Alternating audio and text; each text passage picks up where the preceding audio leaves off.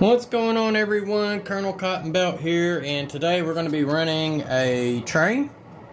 We're going to be running the Rock Island, and we've got this boxcar, Canadian Pacific number 241039, that has came to us from the Flying Crows layout,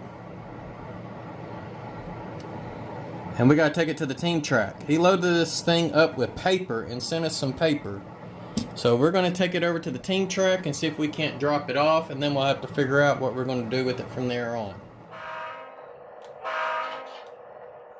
So now our train has just gotten clearance to come into the yard.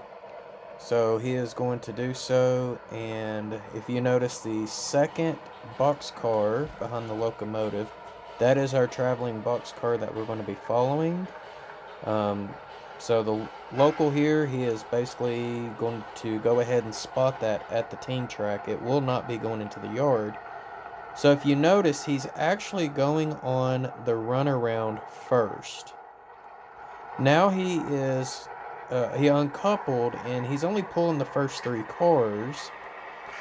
And what he'll do is drop those off on the runaround track, and then he will come around on the ladder and basically run around this cut of cars at once.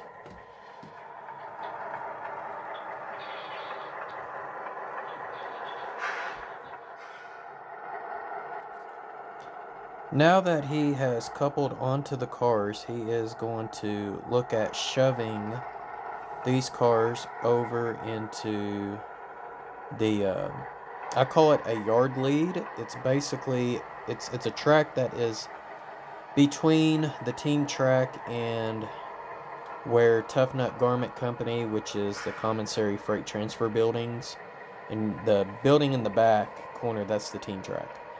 He has to shove into this track here in order to throw the switches straight to be able to access the industries where the team track is. Now, he went ahead and left his cut of cars there because what he's having to do now is pick up these cars that are basically in the way. Now, these cars could be picked up and put into the yard as being that the customer is ready for them to pick these cars up, or these cars could be going back to the industries that they currently were sitting at, but they're just temporarily moved out of the way, so that way he can get that traveling boxcar spotted back at the team track. So it looks like the 4 cars that were at Tough Nut and the team track were all pickups, because he has now spotted all 4 of those cars on the runaround track. Now he has grabbed his cut of cars from the lead, and he's going to temporarily uncouple the Ashley Drew Northern because he needs the Canadian Pacific traveling boxcar to go in first, followed by the Ashley Drew Northern. So what he's going to do is just spot the Canadian Pacific boxcar kind of in front of the Tough Nut Garment Company, but that's not where it's going. And he's only doing that so he can pick this Ashley Drew Northern car back up first, and then he's going to do the full shove all the way down to the team track, and that's just to save some time. So now as it goes to the team track, the paper that Robert sent us can now be unloaded, and then we'll follow the next leg of its journey.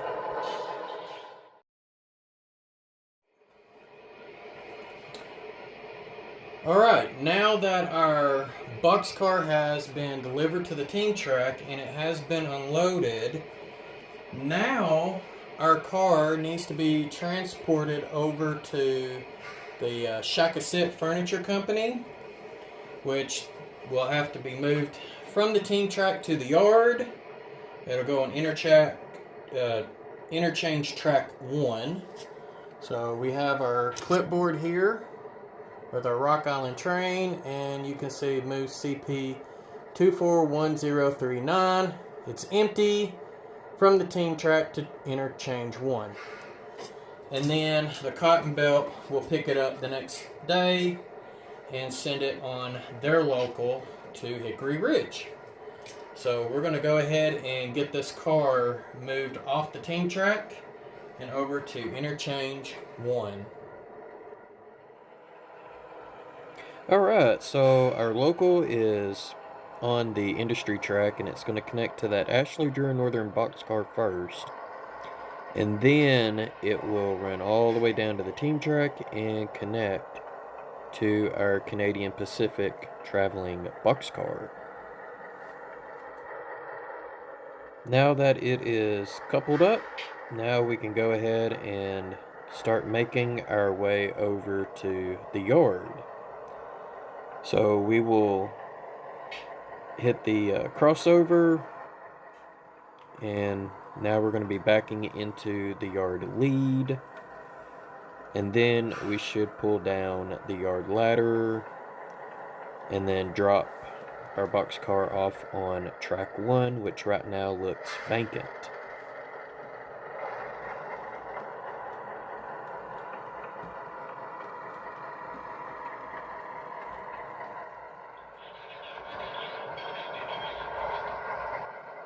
Now that our boxcar is dropped off, we are going to cut the video here, even though the switcher has a lot more work to do.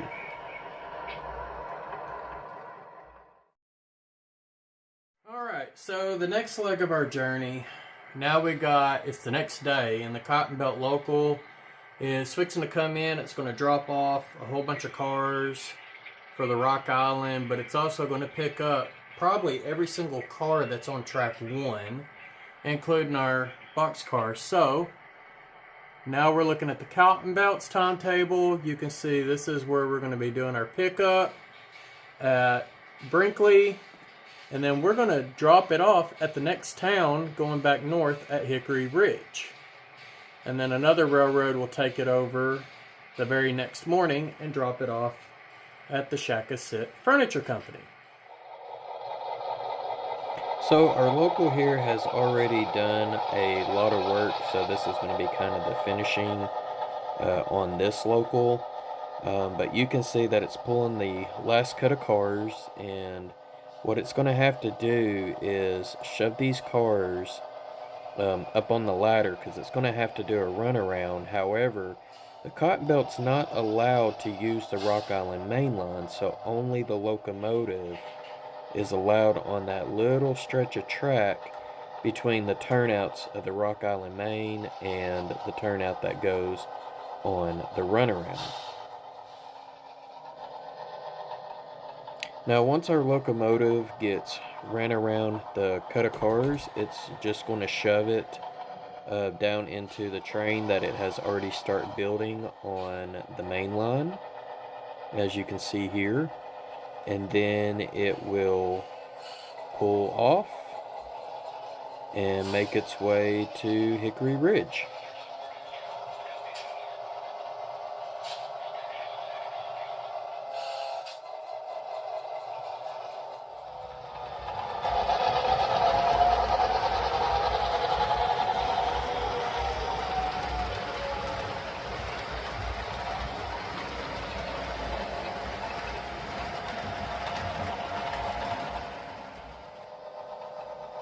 So now we're coming into the town of Hickory Ridge, which there are a few industries. There is a leasing railroad that will take care of spotting the cars between what we call a marshalling yard and the four various industries, which Shakasit Furniture is the one that's going to be receiving the boxcar. Now, if you notice, there was a Wilson Foods leasing car behind it, so he's having to spot that onto track 3, and then he is going to uncouple that car, and then he's going to spot the traveling boxcar on track 2. Now, Shakasit, that is the building just to the left of the Walder's Hardwood Furniture Factory that I plan on expanding, making the building a little bit bigger in the future. So our local has no pickups, so he's just going to make his way back down to the main line, connect onto his train, and he will continue north.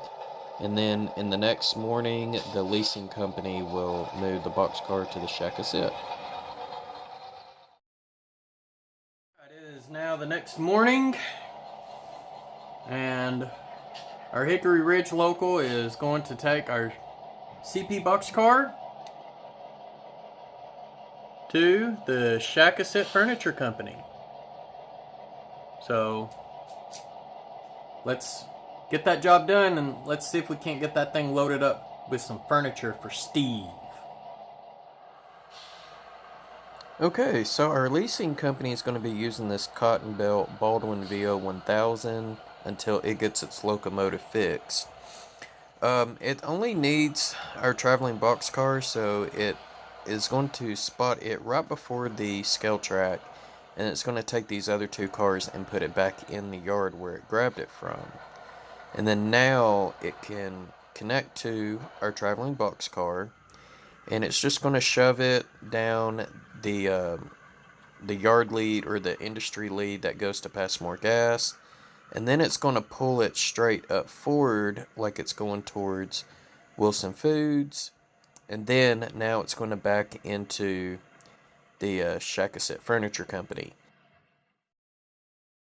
Alright, it's been a few days, and now what we're going to do is we're going to move from the Shack of Sit Furniture Company to track 1. That is the Cotton Belt's outgoing track, whether it's north or south. So let's get to it.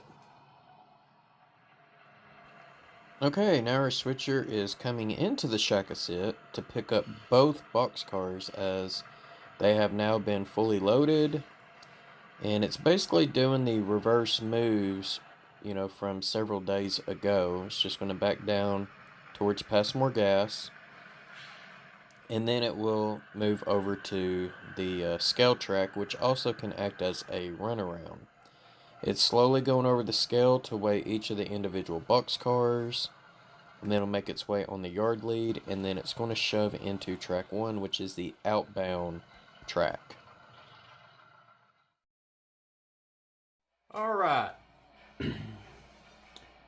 Now it is time for the car that is right in front of you, the one that we've been following all day, to make its way to Steve Childers, because it's been loaded up and it's waiting on the Cotton Belt to come pick it up. So here we got the Cotton Belt route. Way down here, it's going to do it on the return. It's going to pick up, and then on page 2, it'll set out to Jonesboro, which is my north staging. So let's go ahead and watch the car get picked up, and then we'll send it on its merry way. Alright, so our local is coming in, and it's going to have a drop-off, so that first Wilson car is going to have to be spotted over on track 3, and then it's going to be able to connect to the cut of cars that is on track 1.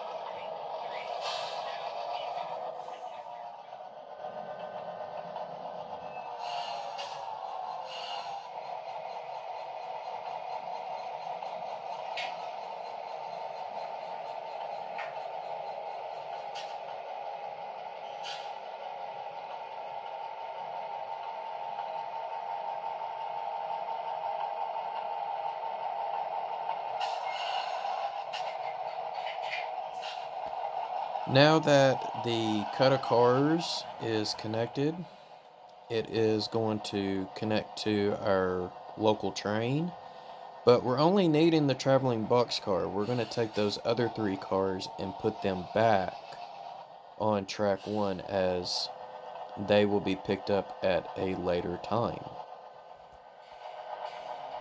Now, as we wait for our train to be fully connected, there are links in the description below to Robert's channel and Steve's channel, so you can see where it came from and where it's headed to.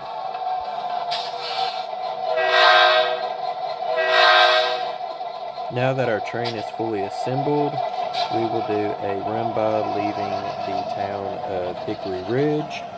And once we get to the town of Wiener, we will do a run-by there, as you will hear the grade crossing as it comes to downtown.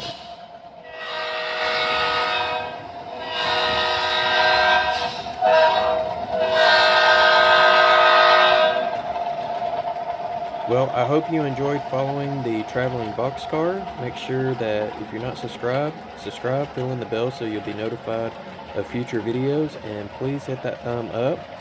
Take care, and happy railroading.